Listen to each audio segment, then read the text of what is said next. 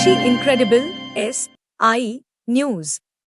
नमस्कार, मैं साक्षी सिंह और आप देख रहे हैं SI न्यूज। इस समय हमारे साथ मौजूद हैं गोरखपुर के जाने माने सर्जन डॉक्टर सृजन सर। सर, आपका हमारे चैनल में बहुत स्वागत है। जैसा कि हम सब कहते हैं, पूरे भारत में कहा जाता है कि डॉक्टर भगवान का दूसरा रूप होता है और आप भी वही काम करते हैं कि जैसे लोगों को जिंदगी भगवान देते हैं, आप उनका चेहरा, उनकी पहचान देते हैं।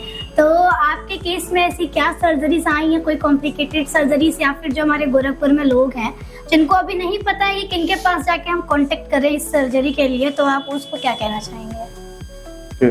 तो जो आपका फेस होता है, जो आपका चेहरा होता है, वो आपकी ह्यूमन बॉडी का सबसे इम्पोर्टेंट स्ट्रक्चर होता है। आप जीवन में अपने हाथ पैर को उतनी बार नहीं देखते हैं, या आपको अपने हाथ पैरों की संरचना का उतना ज्ञान नहीं होता जितना आप अपने चेहरे के बारे में ध्यान देते हैं या उसको दिन भर में देखते हैं। तो एक स्टडी बताती है कि जीवन काल में अगर एक व्यक्ति सबसे ज़्यादा अपने चेहरे को देखता है आईने में, या उसकी सुंदरता का जो एक पैमाना है वो चेहरा है, तो इस सापेक्ष में चेहरे की सर्जरी हमेशा कठिन हो जाती है। और चूंकि हमारे पास जो पेशेंट आते हैं वो खूबसूरत दिखने के लिए आते हैं, और दूसरे जो तरह के पेशेंट आते हैं जिनका किसी दुर्घटना में या जन्म से चेहरा विकृत होता है या टूट जाता है, एक्सीडेंट में चेहरा टूट के खराब हो जाता है, वो यूजुअली हमारे पास पेशेंट आते हैं। तीसरे हमारे पास जो सबसे ज़्यादा पेशेंट आते हैं वो ऐसे पेशेंट हैं जिनके मुंह में कोई रसौली, चेहरे पे कोई गांठ ऐसे डेवलप हो गई रहती है, और वो अपने चेहरे की गांठ या अपनी खोई हुई सुंदरता को वापस पाने आते हैं।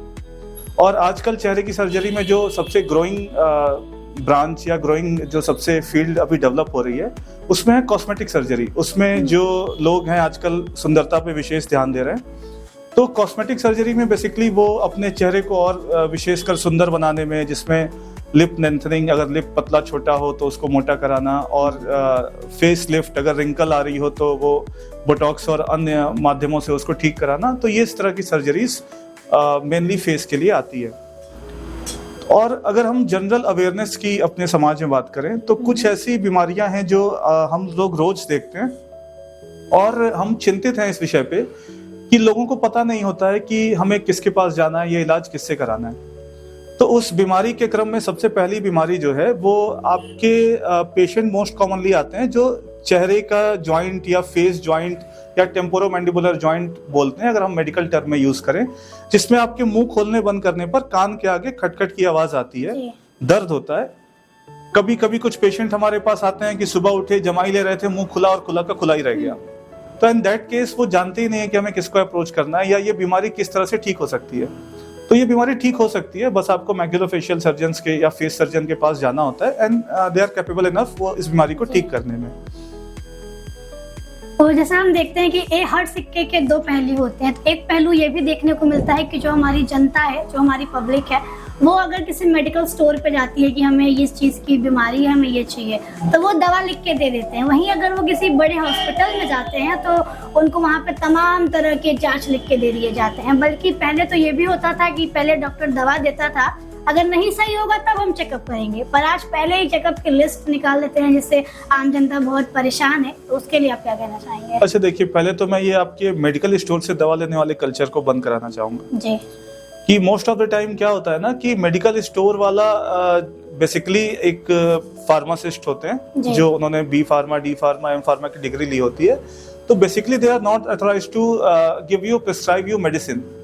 और सेकेंडली ये है कि जो डॉक्टर होता है ना, वो आपके अनफिजियोलॉजिकल, जो अदर फिजियोलॉजिकल चेंजेस होते हैं या आपकी बॉडी के अनकंडीशन जो होते हैं, उनका चीज़ों को देख करके, उन चीज़ों के कि आपके शरीर में मात्रा को ध्यान में रखते हुए और आपके डोज, आपके वजन, उसके हिसाब से आपको दवा का निर्धारण करता है। ये आपकी बात सही है, चिंतित है। आजकल के समाज में ये बड़ा विषय हो गया है कि जो डॉक्टर्स हैं वो रेगुलर इस बात पे डिबेट होती है कि पैथोलॉजी के टेस्ट लिखते हैं, बहुत ज्यादा टेस्ट लिखते हैं, पर इसके दो पहलू हैं। अगर हम मेडिकल साइंस के व्यू से देखें तो एक डॉक्टर जो ट्रेन किया गया, बिकॉज हमारे ट्रेनिंग प्रोग्राम में होता है कि हमें, आपको अगर कोई दवा लिखनी है तो we basically need a proof. हमारे पास एक साक्ष्य होना चाहिए कि आपका ब्लड प्रेशर इतना था, आपका शुगर इतना था, आपके में थायराइड इतना है। तो अगर मैं आपको बेसिक एग्जांपल बताऊं कि अगर किसी को फीवर हुआ और ठंडा लगा, तो डायग्नोसिस चेंज हो सकती है कि ठंडा लग के फीवर हुआ या फीवर होने के बाद ठंडा लगा, ठीक है। बट मेडिकल स्टोर को इस बारे में ज्ञान नहीं होता है, वो आपको सिंपली मेडिसिन कर देते हैं, प्रिस्क्राइब कर देते हैं। जो पैथोलॉजी टेस्ट का जो एक सेकंड एक्सपेक्ट ये भी है, पैथोलॉजी या जो भी आप रेडियोलॉजिकल टेस्ट बोलते हैं, कि कुछ पेशेंट्स भी ऐसे आते हैं कि हम लोग डे टू डे प्रैक्टिस में देखते हैं कि पेशेंट ही सेटिस्फाई नहीं होता है। फॉर एग्जाम्पल कोई पेशेंट आया और डॉक्टर साहब को बोला, डॉक्टर साहब हमारे पेट में दर्द है, और हमने एग्जामिन किया, हमें पाया कि एक सिंपल गैस्ट्राइटिस है, गैस की वजह से पेन है, और हमने उसको सिंपल गैस की मेडिसिन ली एंड वी रिक्वेस्ट हिम, हम उसको निवेदन करते हैं कि आप 2 दिन 3 दिन बाद आइए, और अगर इससे लाभ नहीं होगा तो हम आपका दोबारा जांच करा के करेंगे। तो आजकल ये जो भ्रम फैल गया है ना, ये टेंडेंसी की बिना जांच किए डॉक्टर ने दवा लिख दी, तो वो देखा ही नहीं आपको। ये इनिशियली पहले ऐसे होता था कि हम लोग कुछ दवाएं लिखते थे, दवाएं लिखने के बाद हम उनको देखते थे, अगर उससे आराम नहीं मिलता था then we move for the pathological test. अच्छा, सेकंड जो सबसे बड़ी दिक्कत या विडंबना जो अपने समाज में हुई है कि पहले डॉक्टर्स जो थे वो हॉस्पिटल खोलते थे और अपने यहाँ कंपाउंडर या नर्स को रखते थे, हायर करते थे। अब समाज की सबसे बड़ी विडंबना ये हो गई है कि कंपाउंडर और नर्स हॉस्पिटल खोलते हैं और डॉक्टर को हायर करते हैं, तो वो उनके ऊपर कहीं ना कहीं कोई प्रेशर जरूर बना के रखते हैं, टारगेट देते हैं उन्हें। तो ये सिक्के के 2 अलग अलग पहलू हैं, ठीक है। दूसरा, जो हमारी गवर्नमेंट को मैं जैसे इसका बहुत बड़ा रिस्पॉन्सिबल थोड़ा सा कह सकता हूँ, क्योंकि जो आपके मेडिकल इक्विपमेंट के ऊपर टैक्सेस हैं वो बहुत ज़्यादा हैं। अगर आपको एक MRI मशीन लगानी है, तो अगर आप उसका कैलकुलेटिव डिस्ट्रीब्यूशन आप देखोगे जो MRP हमें मिलती है, तो उसमें टैक्स की अमाउंट बहुत ज़्यादा होता है। तो एक डॉक्टर जो बाय द टाइम अपनी रेजिडेंसी यानी पोस्ट ग्रेजुएशन MD MS करके बाहर निकलता है, तो by the end of the completion of his course, उसके कोर्स के पूरा होने पर उसके पास कुछ पैसे होते हैं जो उनको रेजिडेंसी में मिलते हैं, 2 4 5 10 लाख रुपए, अगर वो बचाए तो सेव कर सकता है। और जो अभी हमारा समाज हो चुका है वो आडंबरों पे, बाहरी दिखावों पे ज्यादा जा रहा है। तो अभी हम ये बात जानते हैं कि 10 लाख रुपए में कोई अस्पताल नहीं खोला जा सकता है, क्योंकि अगर आप उसकी बेसिक इंस्ट्रूमेंट और मेडिसिन को भी, कुछ जो दवाएं, जो इंस्ट्रूमेंट उसमें लगते हैं, जो स्टाफ रखते हैं, अगर उसको हम कंसीडर करें तो उसके लिए बहुत पैसा चाहिए। तो उसके लिए कहीं ना कहीं कुछ डॉक्टरों को लोन और अन्य चीजों की, अन्य सहायताओं की आवश्यकता पड़ती है, या फिर वो कोलैबोरेट करते हैं बिजनेसमैन और व्यापारियों के साथ। तो ऐसी स्थिति में कहीं ना कहीं वो दबाव में रहते हैं, उनको एक टारगेट अचीव करना होता है। और ऐसी स्थिति में मैं तो एक बात कहना चाहूंगा कि अगर आप कभी किसी डॉक्टर से मिलेंगे तो उसके हृदय में हमेशा एक मानवीय धारणा होती है। वो सदैव अपने मरीजों को चाहता है कि मैं अपने जो मरीज मेरे पास आए हैं उसको मैं ठीक करके भेजूं, उसका सस्ता अच्छा इलाज कर पाऊं, है ना। पर वो भी एक मानव है, और अगर आपने किसी व्यक्ति से लोन ले रखा है या किसी व्यक्ति के साथ साझा व्यापार में किसी अस्पताल को आप चला रहे हैं, तो अगर जो व्यापारी है ना, उसका उद्देश्य केवल लाभ कमाना होता है, तो जो ये कंट्रोवर्शियल या जो ये कन्फ्लिक्ट पैदा होता है ना, कि एक डॉक्टर के मार्मिक व्यवहार और उसके दया भाव, और जो एक व्यापारीकरण है, जो आपके साथ व्यापारी जुड़ा हुआ है इस व्यवसाय में, तो उनके बीच में जो अंतर्द्वंद होता है, कहीं ना कहीं वो आपकी प्रैक्टिस को इफेक्ट करता है, और कभी कभी ये बदनामी, यश अपयश का कारण बनता है। बट मैं आपको यकीन दिलाऊं कि कोई डॉक्टर कभी भी ये नहीं चाहता कि उसका मरीज खराब हो या वो उस मरीज को ना ठीक कर पाए। अच्छा, वो भी वहीं ये भी देखने को मिलता है कि जो हमारे टेस्ट लिखे जाते हैं वो अपने ही रिकमेंड किए गए पैथोलॉजी के ही वहाँ पे चेक करते हैं। जैसे लोगों को काफी समस्याएं आती हैं, लोग अपने घर के पास में कहीं कम रेट में कराना पसंद करते हैं, पर उनकी वो रिपोर्ट वहाँ पे नहीं देखी जाती। तो इस पे आप क्या कहना चाहेंगे? अच्छा, देखिए, जैसे अगर हम इस विषय पे बात करें तो पैथोलॉजी टेस्ट आए दिन कंट्रोवर्सीज के बीच में घिरे रहते हैं। तो कंट्रोवर्सीज कई चीज़ों को लेकर के है। बहुत मीडिया द्वारा ही बहुत बड़े स्तर पे एक स्टिंग ऑपरेशन चलाया गया था, जिसमें उन्होंने बेसिन टेस्ट का नाम एक दिया था। बेसिन टेस्ट में कि आपसे खून निकाला गया, उसको ठीक से जांच भी नहीं किया गया और मनगढ़ंत रिपोर्ट तैयार कर दी गई। तो बीइंग डॉक्टर, मतलब अगर आप मुझे एक डॉक्टर के नज़रिए से देखें तो ये जानना बहुत ज़रूरी है कि हमारी जो मेडिकल साइंस है, जो अभी करंट हमारा मेडिकल जो एजुकेशन सिस्टम है, ये टेस्ट एंड पैथोलॉजी बेस्ड है।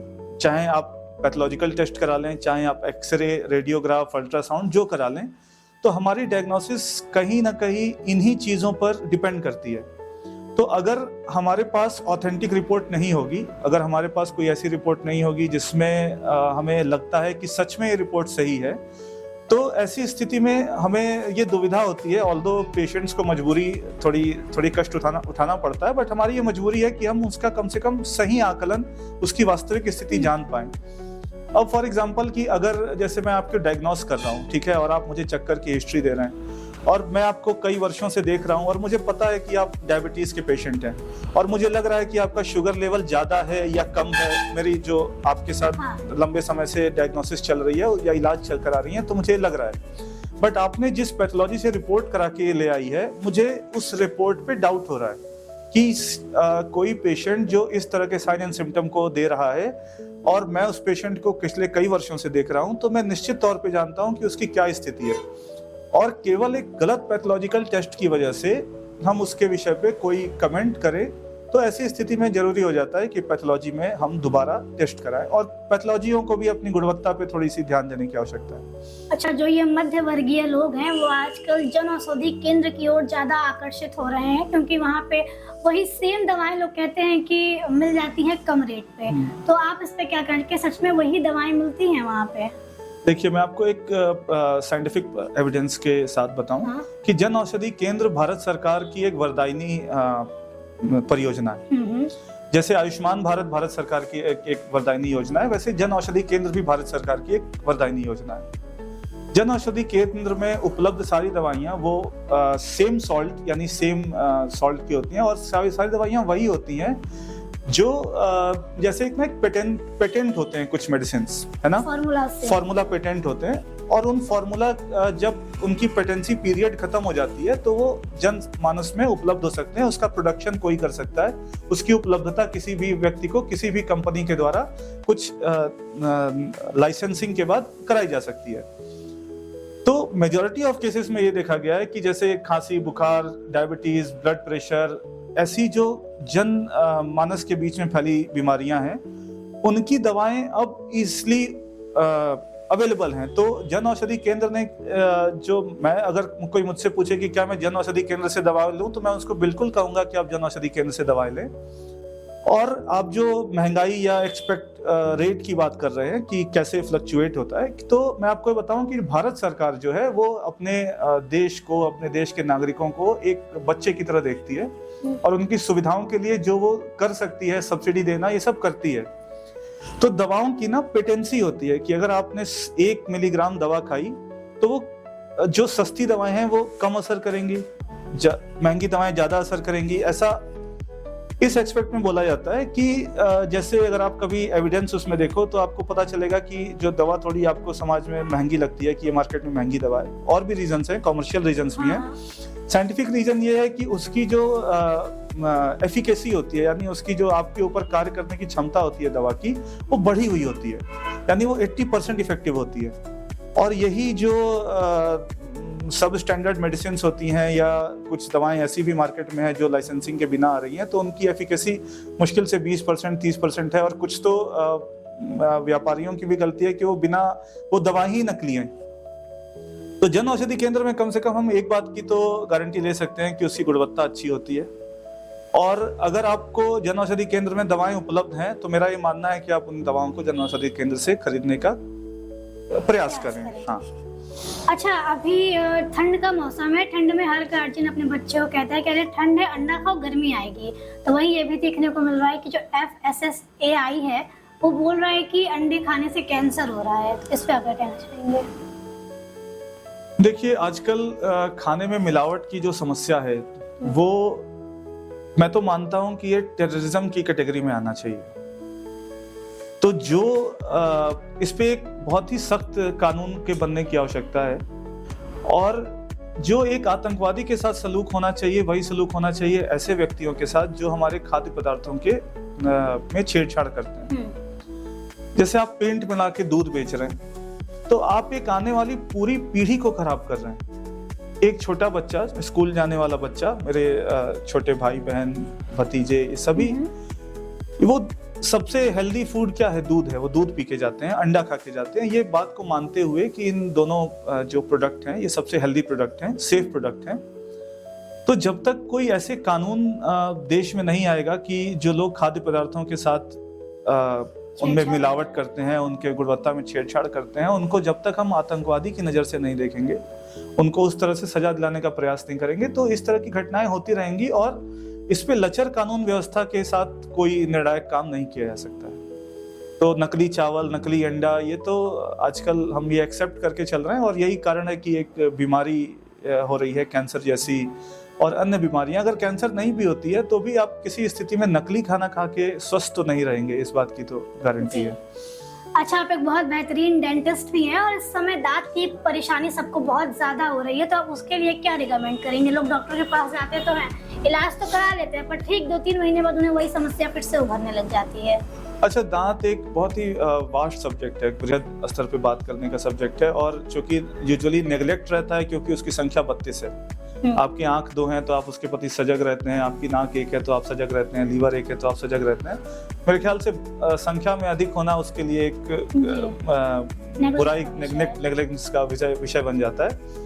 बट दांत एक बहुत ही सिंपल स्ट्रक्चर है। इसमें आप क्या कर सकते हैं कि आप रेगुलर 6 महीने पे डॉक्टर से विजिट करें और दांतों से ज़्यादा अपने मसूड़ों का ख्याल रखें। अगर आप हेल्दी दांत चाहते हैं तो उसके लिए मैंडेटरी है कि आपका मसूड़ा हेल्दी रहे। तो कुछ घरेलू टिप्स हैं कि अगर आप ब्लड प्रेशर के मरीज नहीं हैं तो सरसों के तेल में नमक मिला करके हफ्ते में 1 बार अपने मसूड़ों का अच्छे से मसाज करें।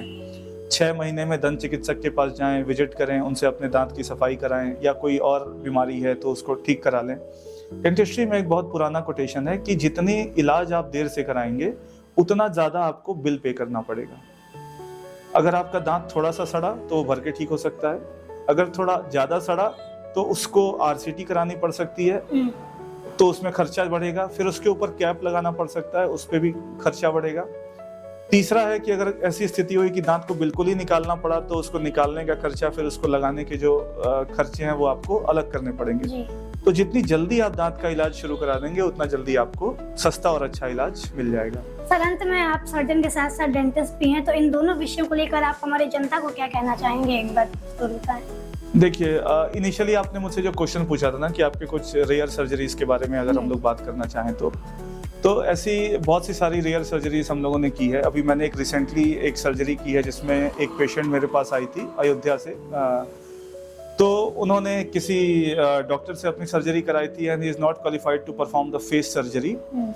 तो उनके नाक में उन्होंने वो 4.5 फीट की पट्टी छोड़ दी थी और वो पट्टी नाक से होते हुए उनकी आंख की हड्डी में फंसी थी। आंख, क्योंकि उनका एक्सीडेंट हुआ था तो नाक से ब्लीड आ रहा था, तो ऐसा मानना है उनका कि उन्होंने पट्टी डाली और पट्टी को उसी में छोड़ दी। तो नाक से होते हुए रेट्रोफेरेंजियल स्पेस में एक पाउच बना करके पड़ी थी। तो पेशेंट मेरे पास आई कि सर मुझे चेहरे में बहुत एक्सट्रीम पेन है, मुझे छूने में दर्द है, मुझे सांस नहीं आती है एक नाक से। उसकी एक नाक पूरी ब्लॉक थी। सर्जरी हमने भी देखी है। जी, थैंक यू। तो उसके बाद मैंने जब सर्जरी परफॉर्म की तो वी आर शॉक्ड कि ऐसी भी स्थिति मतलब किसी के चेहरे में हो सकती है कि 4.5 फीट की पट्टी हमें उसके नाक से के माध्यम से रेट्रोफेरेंजियल स्पेस में गले में ऑपरेट करके फिर उसको वापस वहां से रिट्रीव करना पड़ा। तो ये है कि जब आप एक क्वालिफाइड सर्जन से अपनी सर्जरी कराते हैं तो there is a huge difference. तो मैं आपको रिक्वेस्ट यही करना चाहूँगा कि आप अपने चेहरे की सर्जरी किसी मैक्सिलोफेशियल सर्जन या फेस सर्जन से कराएं। और अगर आपका चेहरा टूट गया है किसी एक्सीडेंट में या दुर्घटना में, छत से गिरने से, किसी भी अवस्था में, तो ऐसे में मैक्सिलोफेशियल सर्जन से ही जाके मिले और अपना चेहरा उनसे ऑपरेट कराएं। They are qualified to operate your face only. और जो इनिशियली हम लोग डिस्कस किए थे कि ये जॉइंट के पेन के बारे में, तो ये जॉइंट का पेन ठीक हो सकता है। आपके मुंह खोलने बंद करने पे जो खटखट की आवाज आती है, दर्द होती है, वो ठीक हो सकती है। उसके लिए भी आपको उन्हीं मैक्सिलोफेशियल या फेस सर्जन से जाके मिलना होगा। तीसरा, जो चेहरे के ऊपर रसौली होती है, कोई एक अभी रिसेंटली मैंने ऑपरेट किया था, शायद उसमें आपने देखा होगा कि उसमें चेहरे में जन्म के साथ ही आंख के ऊपर एक इतनी बड़ी रसौली के साथ एक बच्चा पैदा हुआ था। तो उसका चेहरा विकृत था, चेहरे पे इतनी बड़ी गांठ उसके आंख के ऊपर थी और वो गांठ बड़े होते होते उसके आंख को भी धीरे से इन्वॉल्व कर ली थी। तो ये थोड़ी सी कठिन सर्जरी थी, 3 घंटे के लगभग का समय लगा, बट हम लोग ने उसके चेहरे को ठीक किया, वापस से उसका चेहरा नॉर्मल है। तो ये सारे तरह के विकृत चेहरे, विकार, ये ठीक हो सकते हैं। कुछ बच्चे हैं जो जन्म से ही खराब चेहरे के साथ पैदा होते हैं, चेहरा छोटा होता है, नीचे का जबड़ा छोटा होता है, ऊपर का जबड़ा आगे पीछे होता है, तो ये चीजें ठीक ठीक की जा सकती हैं। ये सारी सर्जरी के माध्यम से, चेहरे की सर्जरी के माध्यम से ठीक हो सकती है। लोगों को अवेयरनेस नहीं है कि जैसे उनके चेहरे में गांठ है, चेहरे में रसौली है, तो उनको पता ही नहीं होता है कि हमें दिखाना किससे है। वो यूजुअली जो दंत चिकित्सक हैं उनसे जाके मिलते हैं, ENT सर्जन्स हैं उनसे जाके मिलते हैं। तो दंत चिकित्सा में एक विभाग है जिसमें पोस्ट ग्रेजुएशन करने के बाद आपको ये क्षमता हासिल होती है कि आप इस तरह की सर्जरी चेहरे में कर सकते हैं। इस डिपार्टमेंट का नाम है oral and maxillofacial surgery department. तो चेहरे की सर्जरी से रिलेटेड अगर आपको कोई भी समस्या हो, दांतों की सर्जरी की कोई भी समस्या हो, तो आप ओरल एंड मैक्सिलोफेशियल सर्जन से जाके मिलें। कॉमनली इन लेमैन टर्म, या हम अगर इसको आसानी से समझा सकें तो फेस सर्जन से जाके मिले, वो आपकी इन सारी समस्याओं को दूर कर देंगे। और दंत चिकित्सा के लिए, दंत चिकित्सा में भी अब विभिन्न पोस्ट ग्रेजुएशन के बाद अलग अलग विभाग होते हैं। तो जैसे अगर आपको RCT करानी है तो आप एंडोडोंटिस्ट से मिलिए, आपको अगर नकली दांत लगवाना है तो आप प्रोस्टोडोंटिस्ट के पास जाइए, सर्जरी करानी है तो मैक्सिलोफेशियल सर्जन्स के पास आइए। तो ऐसे अन्य विभाग अब डेंटिस्ट्री में भी आ चुके हैं। तो डेंटिस्ट्री ने पिछले 10 सालों में बहुत ज़्यादा विकास किया है और अब डेंटिस्ट्री पेनलेस है। और जितने अच्छे इंस्ट्रूमेंट या जितनी अच्छी टेक्नोलॉजी हम डेंटिस्ट्री में यूज़ कर रहे हैं, तो ये एक रिवोल्यूशनरी हम लोगों ने काम किया है। हाँ। बहुत बहुत धन्यवाद सर।